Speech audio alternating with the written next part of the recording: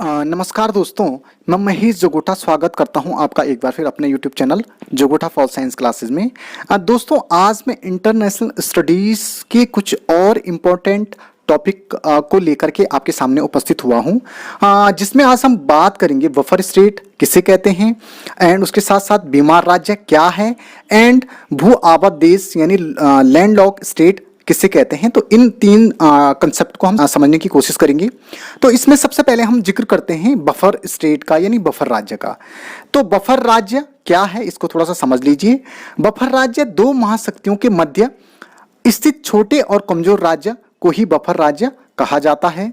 इस बफर राज्य के द्वारा दोनों महाशक्तियों में प्रत्यक्ष संघर्ष नहीं होता है।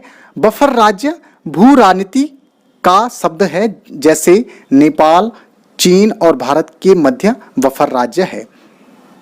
तो कहने का मतलब ये है कि बफर राज्य दो महाशक्तियों के बीच का जो राज्य होता है हम उसको बफर राज्य कहते हैं।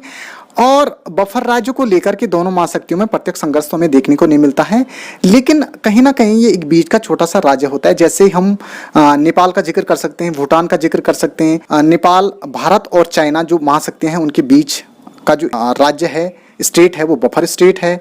भूटान भी इन्हीं दोनों महाशक्तियों के बीच का राज्य है, जिसको हम बफर स्टेट के नाम से जानते हैं। उसके बाद हम बात करते हैं नेक्स्ट कंसेप्ट की, वो है बीमार राज्य।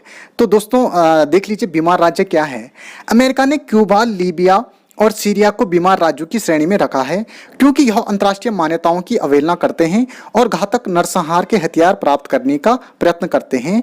तो इस प्रकार से अमेरिका के द्वारा ये बीमार राज्यों की जो डेफिनेशन है या क्राइटेरिया है वो सेट किया गया है, जिसमें कहीं ना कहीं अमेरिका ने क्यूबा, लीबिया और सीरिया को इन बीमार राज्यों की श्रेणी में रखा है। उसके बाद हम बात करते हैं नेक्स्ट टॉपिक की, वो है भू आबद्ध देश यानी लैंडलॉक स्टेट की।